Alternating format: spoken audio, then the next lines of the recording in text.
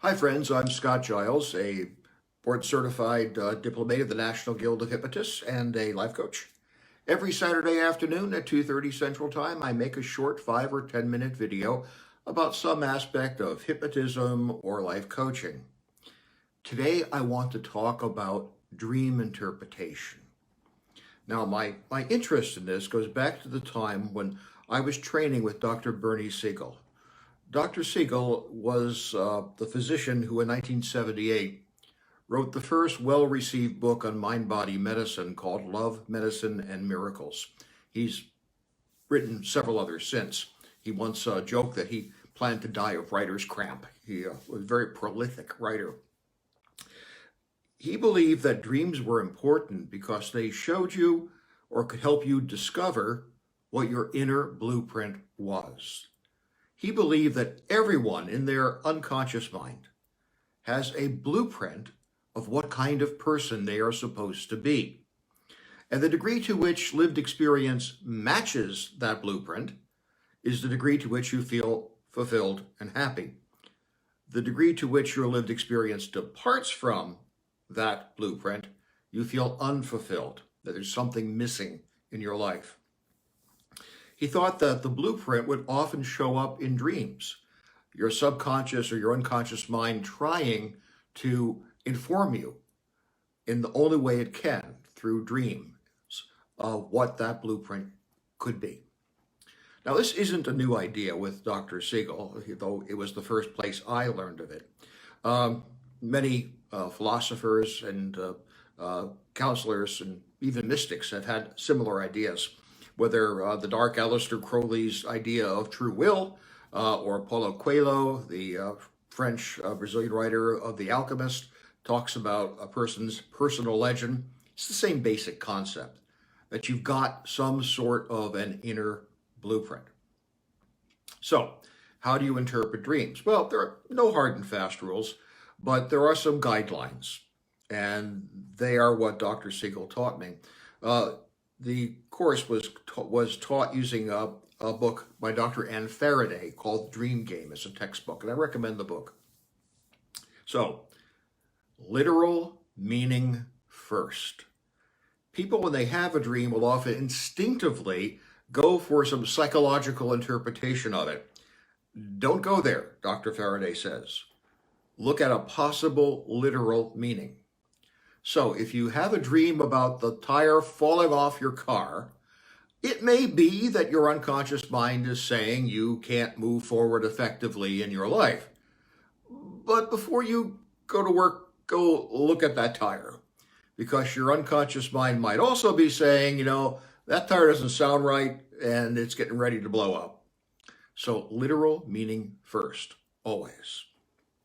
You have a dream about your significant other cheating on you. It may be that you're just insecure. On the other hand, maybe you want to ask your significant other if it's okay to look through their phone, Then the next thing you go to get the meaning of a dream, if you've gotten past the literal meaning, is what are the feelings of the dream? The limbic system in the brain, the place where emotions are created, is a very primitive information system. It does not do puns, metaphors, similes, and so on.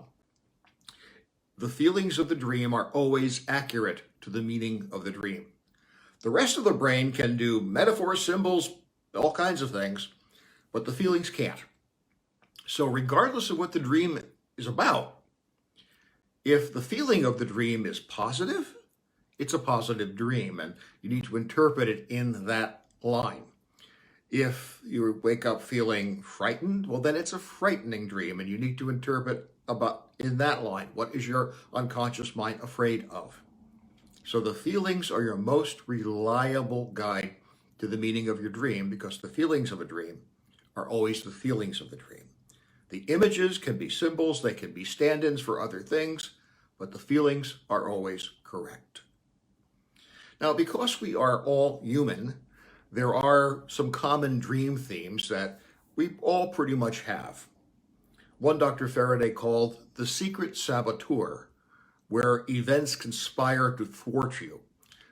Staircases disappear. You are trying to get out of a building and there are no doors, that sort of thing. Feelings of frustration, very common in these kinds of dreams. And typically, they would indicate that you're in some sort of a no-win situation. Another very common dream theme is the self-defeating mistake. A lot of us who have been to college have had the dream of, I have to go take a final exam for a course I forgot to attend and didn't study for. And there are different versions of this dream. Chefs get, I've got a restaurant full of customers, I didn't order any food, and I don't know the recipes. Ministers get, I forgot to write a sermon and I'm standing in my pulpit in my bathrobe. That sort of thing. But you made some mistake which defeats you. And we all have that fear of the self-defeating mistake. And so when that dream shows up, it means you might be in the process of making one. Take a look at what you're up to. Loss of body parts, very common. We all have the experience in childhood of losing our baby teeth. So this often will show up as a theme, not necessarily loss of teeth, but loss of your hand or other body parts entirely. And it means you're somehow being reduced. Something's happening in your life to make you less than you were. Houses are kind of interesting, buildings in general. They tend to indicate your world of values. So dreams about a house is about something that's changing in what you value. And finally, the theme that's very important is pay attention to boundaries. Pay attention to things like fences, enclosed spaces. They often indicate that there's a boundary issue, that someone's crossing into your boundaries, being inappropriate with you in some way, and figure that out, and your unconscious mind is asking you to reestablish a healthy boundary. Now, a lot of people will tell me, well, I never remember my dreams. That's common because in our culture, we don't pay attention to dreams on the whole. In ancient times, like even in the Bible, where Pharaoh summons Joseph to interpret his dreams, dreams were considered very important, and so people paid attention and they tended to remember.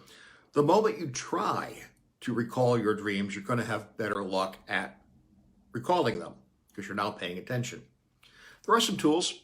Put a pad of paper and a pencil next to your bed.